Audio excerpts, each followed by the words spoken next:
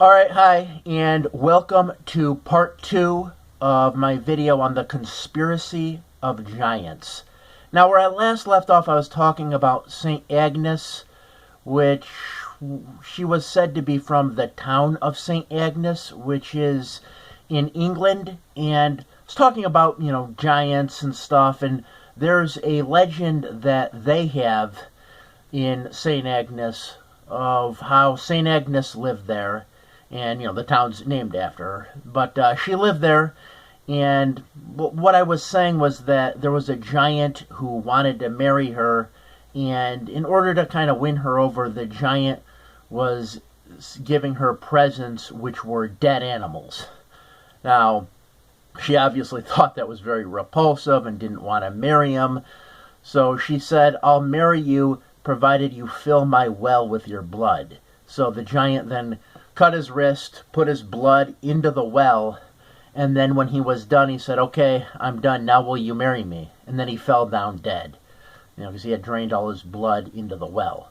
So, yeah, you do have some stories like that about, people outwitting giants and those types of stories. But there's really just, so many. And what I do want to talk about right now, in addition, I do want to add something else further about, giants mentioned in the Bible. One thing I did not mention in the last video was about the King Og, who was said to be a Canaanite king in Canaan when, the Israelites went into the land of Canaan.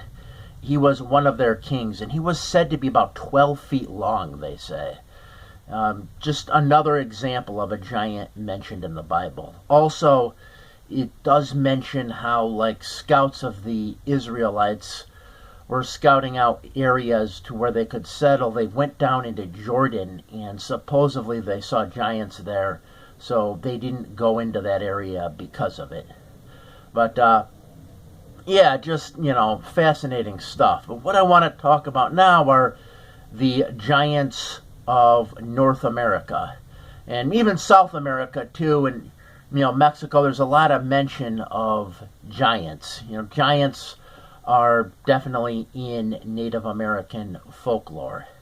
And first thing I want to talk about is there's mention among the Paiute Indians of how their people in their distant past fought a battle against giants. These giants were described as being over 7 feet, I think 7 to 12 feet, and they were described as having red hair and also 6 fingers on each hand and 6 toes as well. Now that's kind of, when you hear these giant reports, like from the ones in North America especially, that's a common report. They also describe them as having kind of like 2 rows of teeth, sort of like that of a shark. What could this mean? I mean, does this indicate like another species? Who knows? But the Paiute Indians tell of how they were being eaten by these giants on occasion. These giants were hostile. They would eat them, and then they decided they would go after these giants and defeat them in battle. So they found out where the giants lived in this cave. They took all this brush and put it along the entrance of the cave, lit the brush on fire, and most of the giants, said to be about 60 of them, died of asphyxiation in the cave. The giants that survived ran out of the cave, but as they ran out of the cave, they were shot with arrows by the Paiute Indians. So this is kind of like a tale that's kind of passed around from generation to generation. They talk about this. People have written about it. So yeah, like I said, it happened in Nevada, and quite interesting. And they did find this cave, and they were excavating the cave. It was actually a mining company that was interested in the cave because it had a lot of bat guano in it, and they were mining out the bat guano to be used as fertilizer. And the bat guano, I think 6 feet deep or so. I mean, it was real thick. And supposedly they then found about 60 giant bones in this cave. Said to be anywhere from like 7 to 12 feet. They were said to have red hair, 2 sets of teeth, like I said, 6 fingers on each hand, and 6 toes on each foot. And then what happened was, as I believe the Smithsonian was contacted. The Smithsonian arrived, examined these bones, put these bones in crates, and drove off with them, and no one's ever seen them again.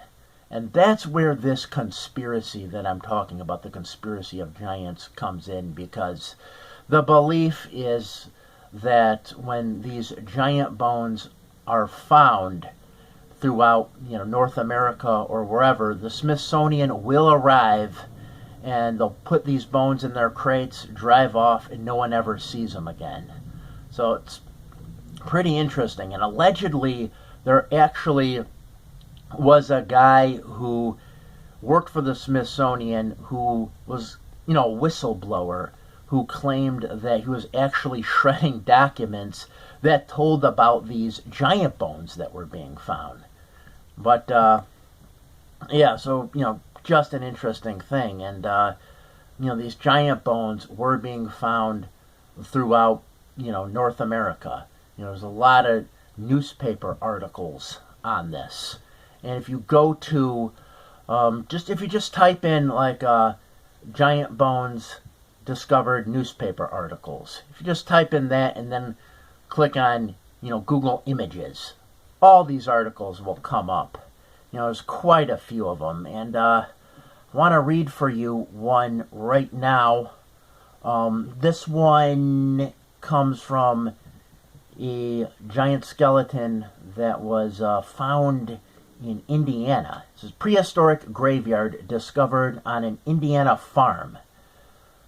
And it says in here, a prehistoric graveyard has been unearthed on the farm of Solomon Hendrick. A large number of skeletons have been found, all more than 8 feet in height. The find was made in a mound 30 feet high. When 12 feet of the mound had been removed, the skeletons were exposed. The jaws and teeth were well preserved.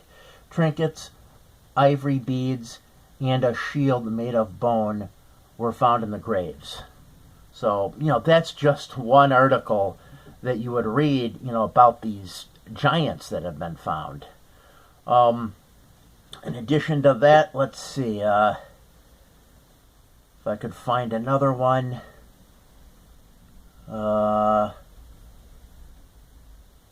Let me take a look.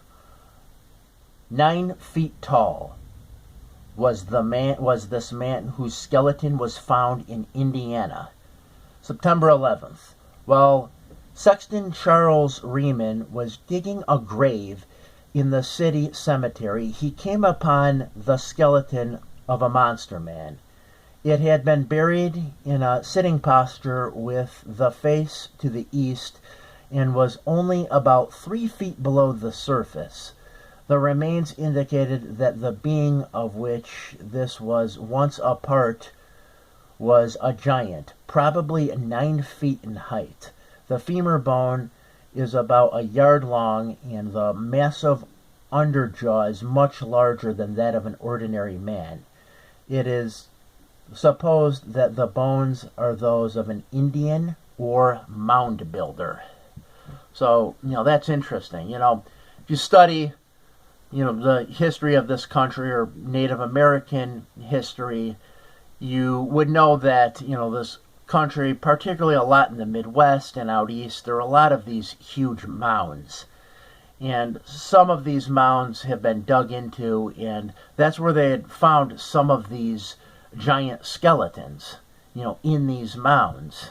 And usually when you read these articles, usually about anywhere from 7 to 12 feet, although some are described as being much larger. But, yeah, so it's just, incredible that you have all these. Here's another one. This one actually comes from Mexico. Cave in Mexico gives up bones of an ancient race. Charles C. Clamp, who has recently returned from Mexico, where he has been in charge of Thomas W. Lawson's mining interests, has called the attention of Professor Agurez to a remarkable discovery made by him. He found in Mexico a cave containing some 200 skeletons of men, each above 8 feet in height. The cave was evidently the burial place of a race of giants who predated the Aztecs. Mr. Clamp arranged the bones of one of these skeletons and found the total length to be 8 feet 11 inches. The femur reached up to his thigh, and the molars were big enough to crack a coconut. The head measured 18 inches from front to back.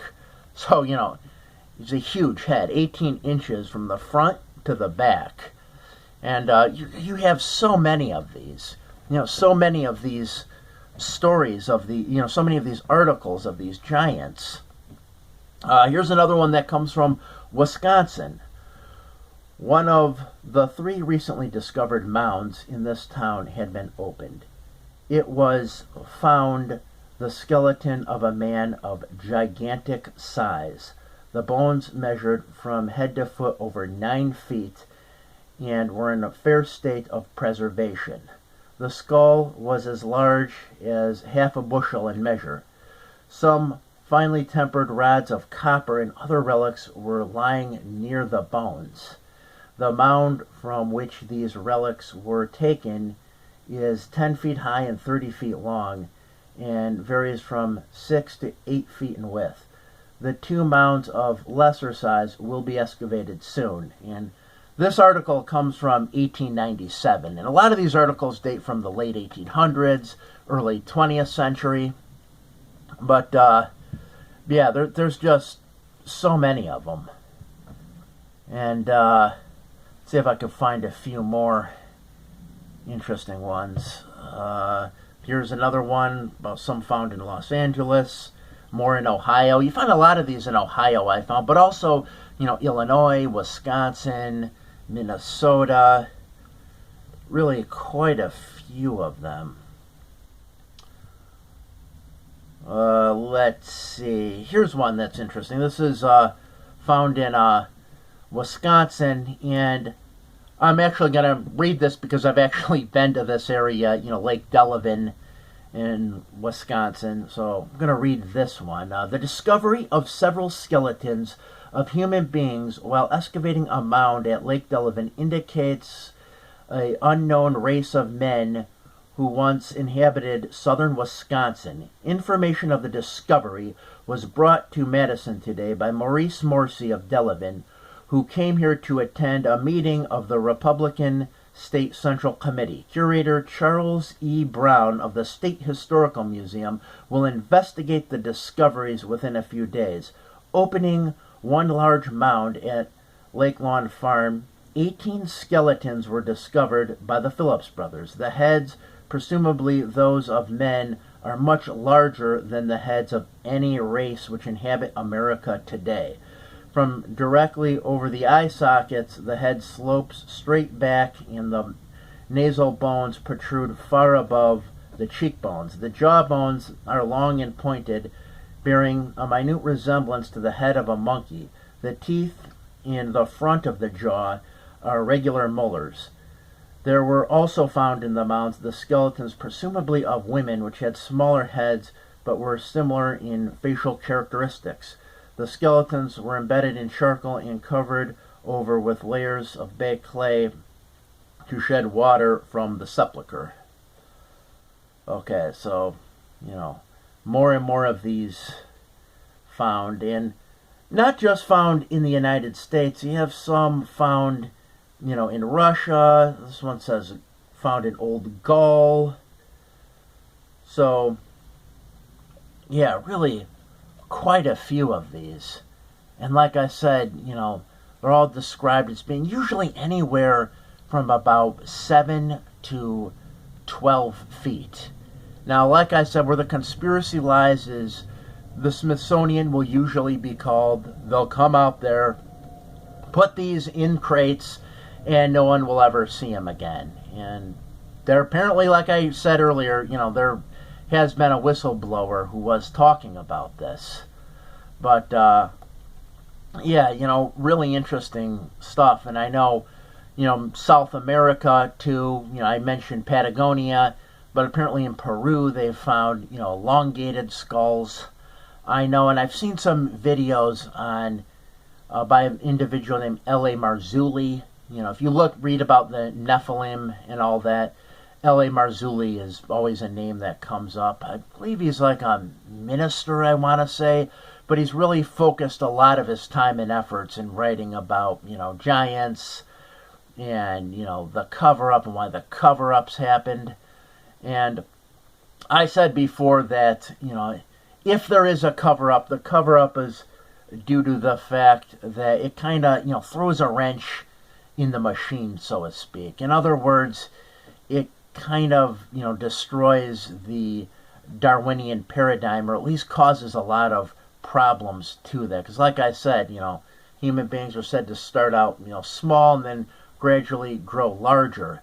Now there's another individual, I forgot his name, but he had a really interesting theory about the giants and the origin of giants, and I'm going to talk about that in part 3 of these series of videos that I'm doing on giants. So just stay tuned for part 3. I'll be right back. Thank you.